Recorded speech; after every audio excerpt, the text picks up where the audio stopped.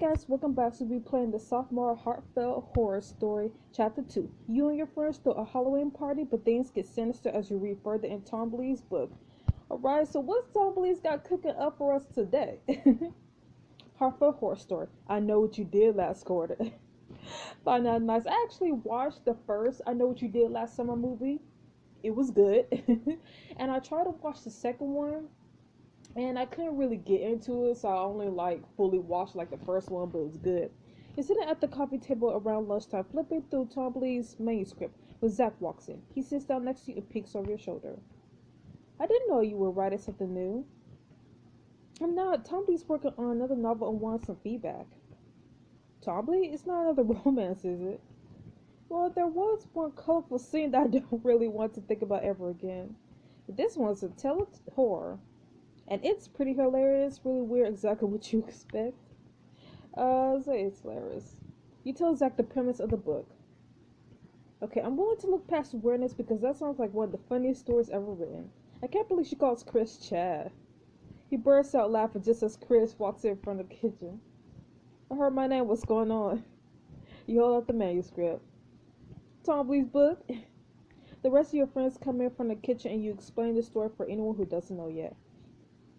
Yes, the work of true literary genius. You have to let me take a look at this story, Luna. We can take a look at it later, but we have a party to set up for it first. Ugh, another party? Shoot, you're right. She claps her hands together with authority.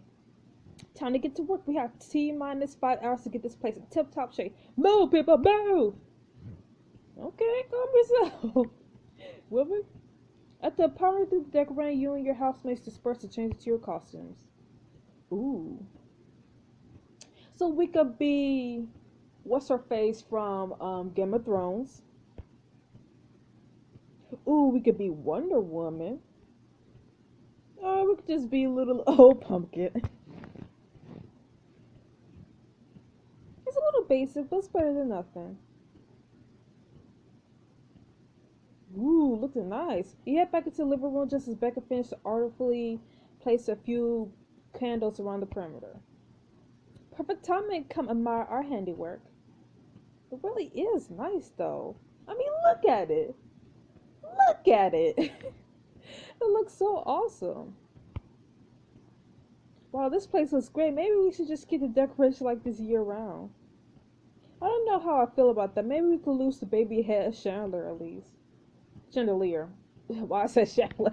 Chandelier. Oh, spoil. Where's the holiday spirit? Oh, look, you look so cute. Oh, it's Vampire Kaitlyn. She's back. You guys look great too. Hey, we have to represent our favorite show, and she's dressed like Kenna. Nice, Abby. Ah, and Tyler's dressed as Dom. That is so cute. Abby and Tyler dressed as the couple Kenna and Dom. Well, you know, some people chose someone else other than Dom, but for me, I chose Dom. Now that the Crown of Flame is in final season, dressing up as Dom is kind of bittersweet. Sure, Tyler, the Crown of Flame may be ending soon, but I'm sure you'll find another show you like just as much. Eh? Eh? Never. There's nothing that could possibly compare. Okay, it's a pretty good show. I will watch it. By the way, Sig, this is a costume party, FYI. Since when are you into the Crown of Flame? I'll say that. It's my sister, Sophie, who loves it. She calls me up every week to talk about the newest episode. So I guess you could say I'm a casual fan. James, what's with your lack of costume? You can't even pretend to be a half-baked greaser like this guy. She jabs her thumb towards Zig. I am a costume. I'm James. Yeah, duh. We all know your name. We all know that's your school event suit. Wow. Bond. James Bond. Oh, wow. He's dressed as James Bond. Alright, Super Spy. Why don't you see if you could infiltrate the kitchen and bring us some popcorn? We got a horror story to read. Yes, if I'm gonna die horribly, I at least want a belly full of snacks first. You and your friends settle up around the couch as you flip through the manuscript. You pick up from where you left off. You guys, I'm really worried about Jack. The lake's not that far. He's been gone far too long. Hey, chill. He's probably squatting neck in a bush so he can watch us freak out. But what if... Whatever, maybe he got lost on the path of life. What? I'm obviously fending off whoever Marshall Lizney's was. Come to save me, guys. We have to go after him right now. We should have gone 10 minutes ago. Come on, come on. I'll go get my compass and guide us to it'll be like a level in a video game.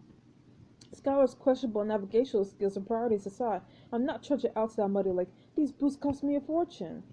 Wait, I'm confused. Am I supposed to be a helpless geek or a rich? I guess he's both. Oh honey, I thought the answer was obvious. You're both. Wow. Let Luna read. Bros, the ladies wants us to go rescue our bud Jack, so I said let's do it. Wait, are we all going to together? That's like a really, really bad idea. Nuh-uh, splitting up is the worst thing you could do in any sort of horror situation. Luna, come on, what happens to Jack? I predict that he's definitely dead, probably dead, alive and kicking. He's probably alive. Zach cheers. You better believe it, Zach doesn't go down without a fight. That's right. Luna, keep reading already. And so the friends set off down the pathway in search of their friend Jack. The lake sat still beneath the night sky, reflecting the light of the moon above. Its surface wall was like glass, not a single ripple disturbing it. I don't like this, you guys. It's too quiet. Bros, we could look skinny dudes. Just by the height of the moon and the lack of wind chill, I venture to guess that the water is approximately 68 degrees Fahrenheit. Perfect for a dip. No, you buffoons, we have to find our comrade Jack. It's cool, Jim. This will be like a side quest. Our main quest will still be there when we're done. As they approached the lake, Jack suddenly stopped short and pointed towards the bank. Bros, wait. So he just put his shirt back on. He should have put it back on a long time ago. Bros, look, it's a freaking shoe. Chad, do you have a nervous tick? How many times must you disrobe and re-robe? And that's what I'm talking about. Oh my gosh, you guys, oh my gosh, Jackie's gone. Kaitlyn fell to her knees, saw but Allie cowered behind a tree. Skylar pushed his glass up on the bridge of his nose and bit out to peer at the shoe. Wait, glasses? He's not even wearing. This is Jack's, alright. I don't even wear exactly like you're not even wearing glasses. Forget about that. Why do I have to be the first to die? Whatever, this is lame. When do I show up? That's what I've been wondering. I hate to break it to you, Becca, but judging by the set of this store, I don't think you're in it. Dang. Which is kind of a good thing. Trust me. I don't even know. I don't want to piss Becca off, but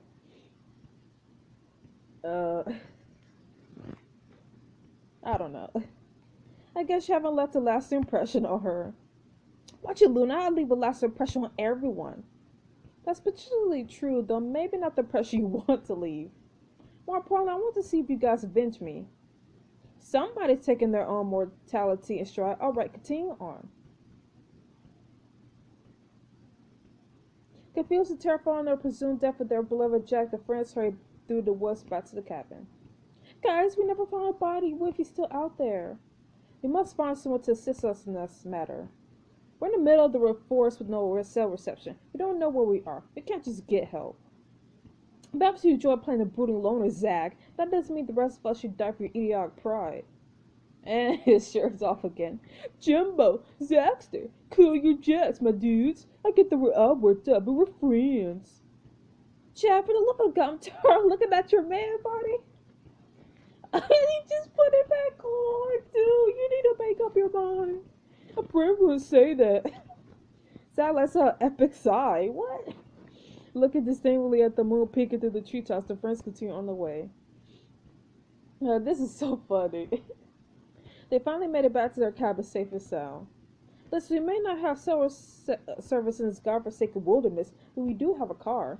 Some brave warrior has to go help find Jack. And guess who has 2 thumbs and is brave as hell? Skylar raised both thumbs triumphantly towards the ceiling. This guy, right here. Skylar, I won't let you go alone. I want to be by your side. Then go with him.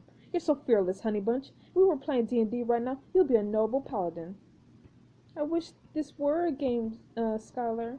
Skylar wraps his arm around Allie and kissed her forehead. Whoa, nerds got game. Better at the game than you. This is a tough level, Allie. But we're the best players around. We're gonna beat this. Without another word, Skylar and Allie exit the cabin. After a moment, the van's engine roared through the night. Snore! $5 says they're dead. Look, this seems so predictable. Well, we could all drive away together. Tyler could go alone. I think it's fine as it is. uh, I don't know. I mean, I kind of think it's fine. Like, ouch, that's cold. Sorry, Abby, but it's a horror story. Tyler, you're going to have to take one for the team. I'll do it with my thumbs up. And on that note, back to the action. The friends gather on the porch while Skylar and Allie drive away into the night. The sound of tires crunching over gravel echoed through the woods long after the van had slipped through the trees and out of sight. Do you think they'll be okay? It sure is off. I hope so. All we can do now is eat, pray, and love, and hope that they're #blessed. I'm like 10 seconds away from killing Chad myself. Hey, he's like kind of growing on me. Really, Chris? The friends re-entered the cabin, but as soon as the front door clicked shut, the lights went out, leaving the room in a thick gloom. Wait, I thought there was no electricity. Looks like Tommy needs a reminder. Let's just roll with it for now. It makes things more creepy.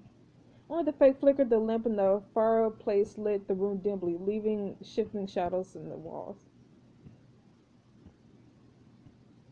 Chad stepped towards the basement door. The breaker will be down there. Dudes, I'm going in. I'll get the light back on for us. The door opened with a shriek of rusty hinges, and then Chad could be heard descending to the darkness, the steps creaking beneath him.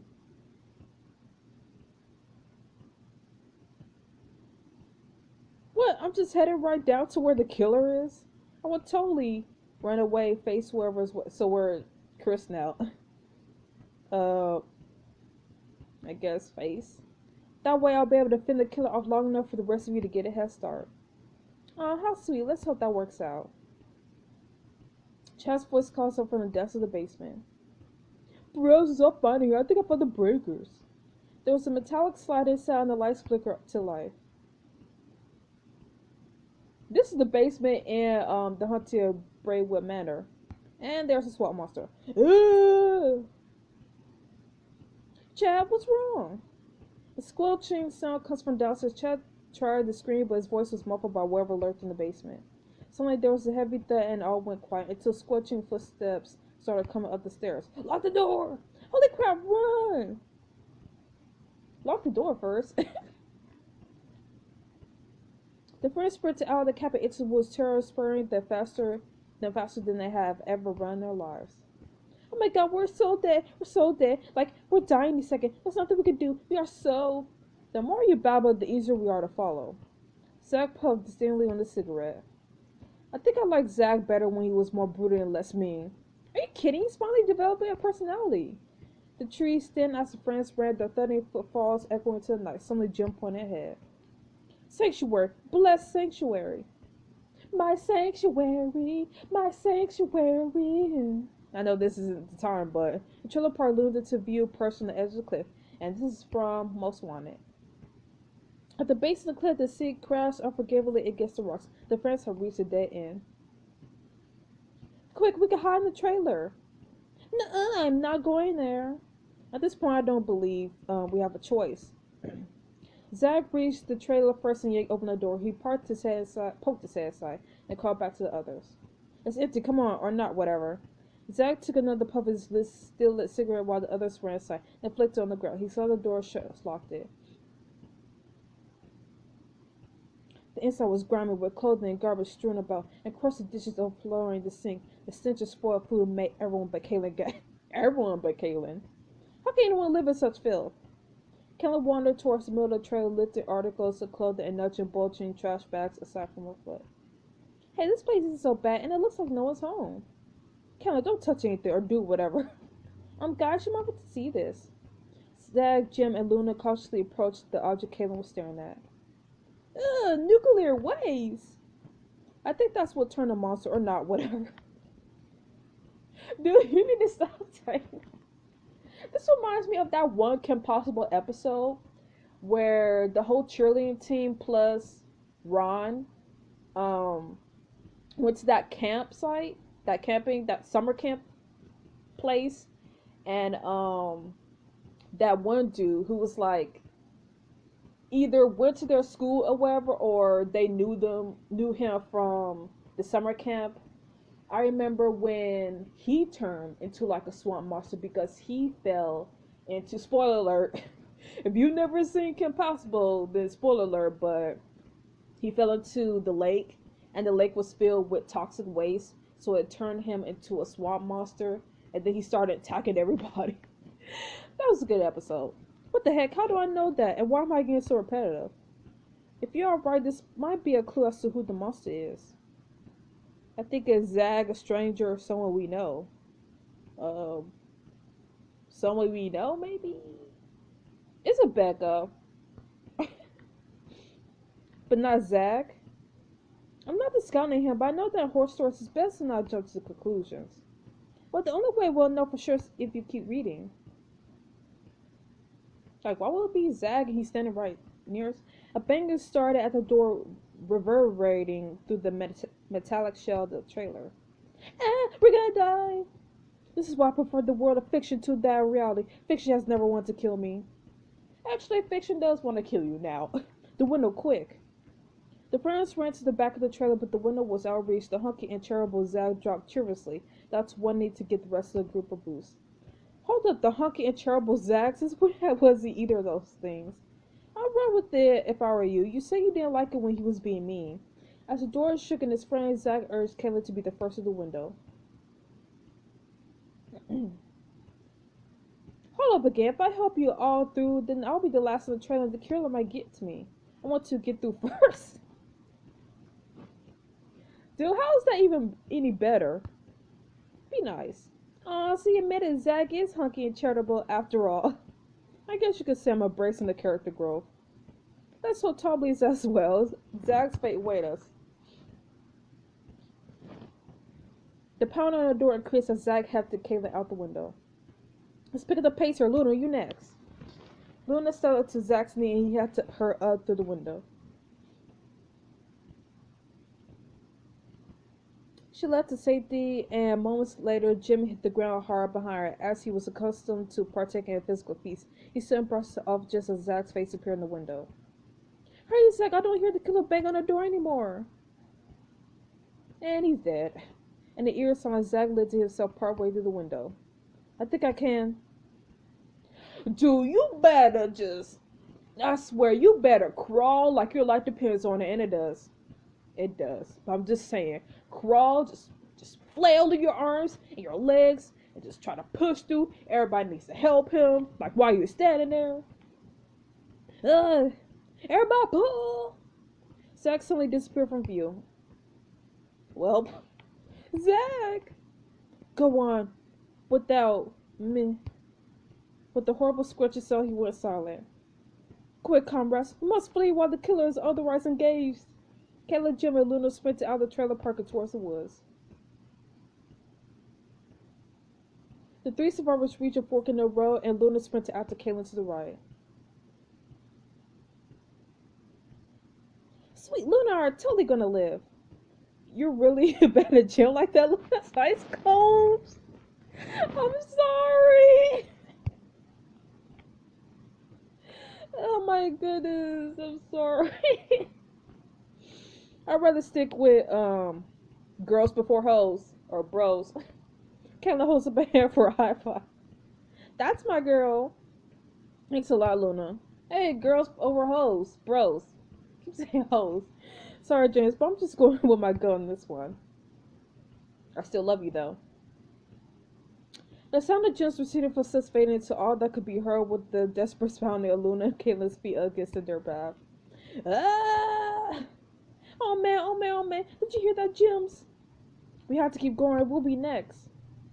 Trees thickened as the heroines continued their way into the forest. The moonlight dimmed and dimmed. Braidwood Manor of music. Until I warned the path ahead opened to the clearing awash with moonlight. They came to stop and all was silent. place is beautiful, but creepy. They turned slowly in a circle, but the only clear route out was the way they had come. Do we risk it or should we forget about the path and try? Luna trod off as the stench reached her nostrils. What's that smell? Sloshing sound come from the deep within the forest, accompanying the swampy reek. It smells like death. No, Kaitlyn, don't say that. This isn't the end. Face it, we're super doomed. We're not dead yet, Kate.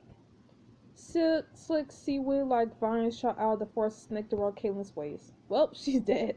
Luna was all she could get out before she was wretched into the darkness of the trees. Kaitlyn! The only response was a wet sucking noise as the stench grew even more sickening. A pair of eyes glowed green in the darkness, and the distorted figure slowly emerged. Alright, we're gonna fight, bro! Squeal! His feet squelched against the ground as it drew near, leaving a gleaming trail of sludge in its wake. Oh, gross. Luna's words seemed to enrage the monster.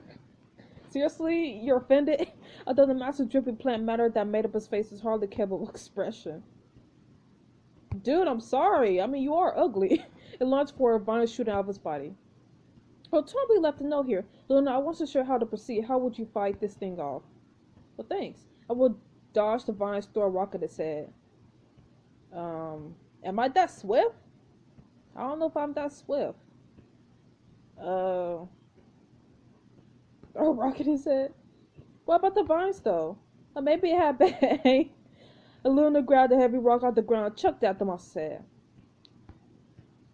The rock lodged itself into the monster's face and was gently sucked in under, merging with his body. Well, meanwhile, the vines continued towards Luna, colliding with and throwing her against the tree. She scrambled back to her feet, panting. Stay back, wherever you are. Luna grabbed the fallen breast, brandishing it from her as she backed away from the monster. The creature's glowing eyes showed no fear. It ran at her with surprising speed, a wet club building in its throat. It tackled Luna to the ground, her mouth and nose filled with noxious water and most algae obscure vision. She was being sucked into the swamp monster. No, not like this. I second what your alter ego just said. This is the grossest way to go. For real, can you do something about this, Luna? I'll just write up a few ideas for Tomby. I did not fight so hard only to go down like that. Well, that's what I'm talking about, just like yours truly. Please, you got sucked right into the lake first thing. That's hardly majestic. Okay, guys, let's get back to the story. Luna stabbed the branch into the swamp monster's eyes to record, and Luna gasped for breath. She noticed that the sticky green fronds of the monster's face are parted, revealing a glimpse of a familiar face beneath the slime. Is it Becca? Under all this, you're human. What's more, are you Rebecca? It is Becca. Damn it, short. Heart melts. Hottest mean girl has clashed with Luna and her friends before, but Luna thought that Rebecca had changed for the better. Apparently, with the help of some nuclear waste, she only changed to a monstrous, mutated, mucusy monster.